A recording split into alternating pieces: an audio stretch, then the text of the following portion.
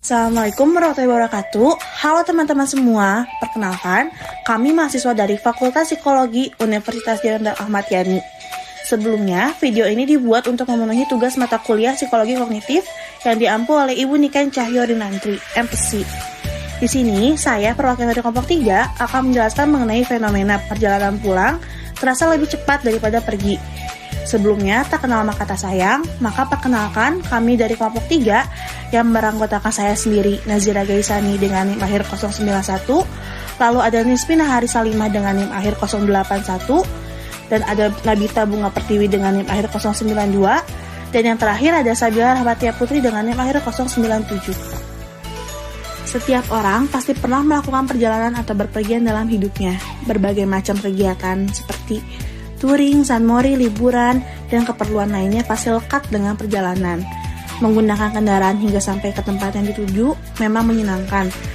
Namun apakah kalian pernah merasa jika perjalanan pulang lebih cepat dibandingkan perjalanan saat kita pergi? Padahal jarak yang ditempuh sama saja, dengan kecepatan yang sama pula. Entah hanya perasaan saja atau efek psikologis, nyatanya hal ini cukup wajar. Lalu mengapa fenomena itu bisa terjadi ya? Ternyata fenomena ajaib ini menarik perhatian para peneliti sehingga mereka sudah lama melakukan penelitian untuk mencari tahu jawaban kenapa perjalanan pulang terasa lebih cepat dibandingkan perjalanan pergi. Mereka sering menyebut fenomenanya adalah efek perjalanan pulang atau returnative effect. Apa itu returnative effect? Returnative effect adalah efek perjalanan pulang yang dimana setiap orang punya perasaan bahwa waktu pergi lebih lama namun waktu pulang terasa lebih cepat. Kalau terasa cepat, faktanya perjalanan pulang tidak benar-benar lebih cepat dari karena dengan jarak tempuh yang sama. Sudah bisa dipastikan bahwa perjalanan pulang sebenarnya punya durasi yang sama dengan perjalanan pergi. Jika dilihat dari sudut pandang psikologi kognitif, fenomena ini juga dapat dijelaskan dengan Cognitive Maps Theory dari Edward Tolman, yang menyatakan bahwa representasi mental dari lingkungan dapat dipindahi secara mental untuk jarak, lokasi, dan hubungan lain yang penting bagi individu. Seperti fenomena perjalanan pulang terasa lebih cepat dibandingkan perjalanan saat pergi, kita dapat membuat bayangan di benak mengenai jarak, tempat untuk berbelok atau rotasi, rambu lalu lintas, dan lain-lain di sepanjang jalan menuju suatu tempat dari titik awal. Lalu apa yang menyebabkan perjalanan pulang menjadi lebih cepat? Perjalanan pergi terasa lebih lama ternyata merupakan efek dari cara kerja otak kita. Penelitian di Selandia Baru menemukan bahwa fenomena returnative effect sering terjadi ketika kita berpergian ke tempat baru yang belum dikenal sehingga otak mencoba lebih fokus dan persepsi otak terhadap waktu pun menjadi lebih lama. Sebaliknya, saat perjalanan pulang, apalagi kalau kita melewati jalan yang sama, maka otak kita bakal merasa lebih familiar dengan kondisi jalanan yang ditempuh. Dengan begitu, otak kita nggak akan terlalu fokus dan waktu menjadi lebih singkat.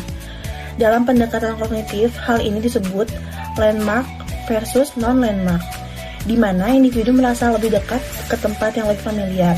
Oleh karena itu, fenomena returnative effect lebih sering terjadi pada seseorang yang suka berpergian ke tempat baru dibandingkan ke tempat-tempat yang biasa dilalui setiap harinya. Lalu jumlah intervening atau hambatan dan halangan yang kita lalui saat berpergian juga mempengaruhi persepsi kita akan waktu yang ditempuh. Semakin banyak halangan yang dilewati, maka akan semakin dirasa jaraknya semakin jauh.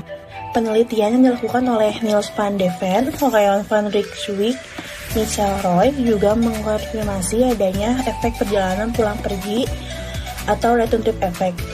Perjalanan pulang seringkali tampak lebih pendek dari perjalanan awal. Meskipun jarak yang ditempuh dan waktu yang dihabiskan untuk perjalanan adalah sama, hal ini dipengaruhi oleh kategorisasi semantik pada otak kita, di mana dua lokasi dianggap lebih dekat ketika berada pada kategori yang sama. Satu jalur yang sama digunakan untuk dua kali perjalanan pulang dan pergi. Selain itu pula, pendapat lain dari Richard A. Block, seorang psikolog dari Montana State University, berpendapat bahwa returnative effect ini terjadi karena saat kita pergi, kita biasanya dikejar oleh waktu dan punya ekspektasi waktu. Akhirnya kita sering banget ngecek waktu buat memastikan seberapa lama lagi waktu perjalanan yang kita lalui.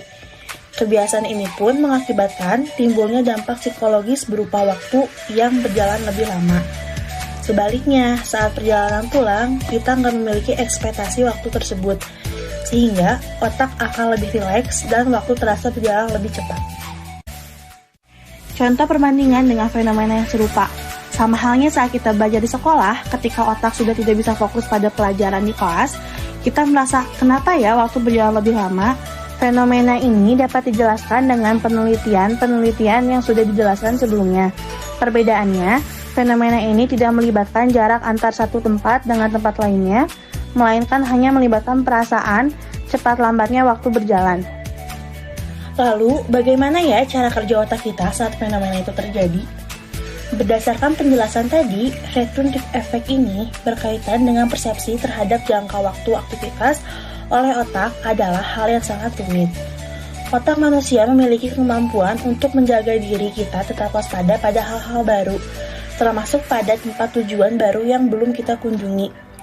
Karena otak membuat kita lebih waspada, maka perjalanan saat kita berangkat akan terasa lebih lama. Sebab otak akan bertanya-tanya, kapan diri kita akan sampai? Otak akan menafsirkan setiap bagian perjalanan berangkat dan menebak-nebak tujuan sehingga otak akan merasa jauh lebih waspada saat perjalanan berangkat ke tujuan. Berbeda dengan perjalanan pulang, otak sudah mengenal jarak antara tempat tujuan dan rumah.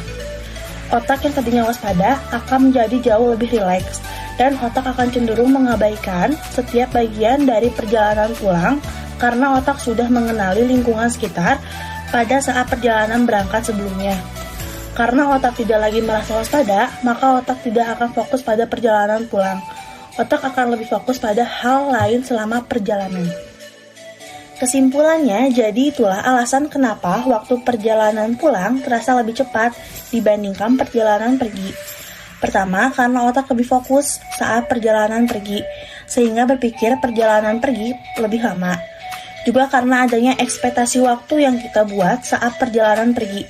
Padahal banyaknya hambatan yang akan kita lalui seperti kondisi jalanan yang macet, tidak akan bisa kita prediksi. Fenomena ini juga disebabkan cara kerja otak kita yang selalu waspada akan hal-hal baru, termasuk tempat baru yang akan kita kunjungi.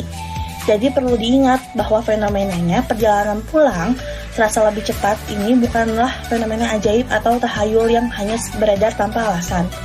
Melainkan fenomena tadi merupakan fenomena yang ilmiah yang berkaitan dengan cara kerja otak kita.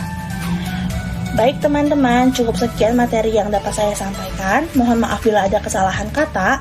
Wassalamualaikum warahmatullahi wabarakatuh.